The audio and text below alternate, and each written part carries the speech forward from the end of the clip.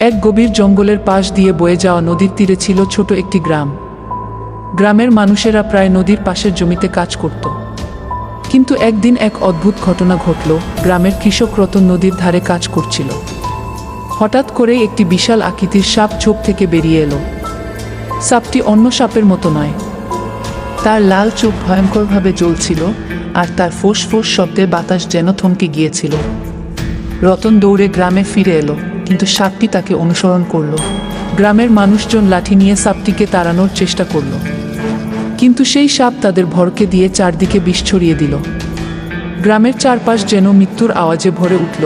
তখন গ্রামের এক বৃদ্ধ বলল, এ সাপ জঙ্গলের রক্ষক।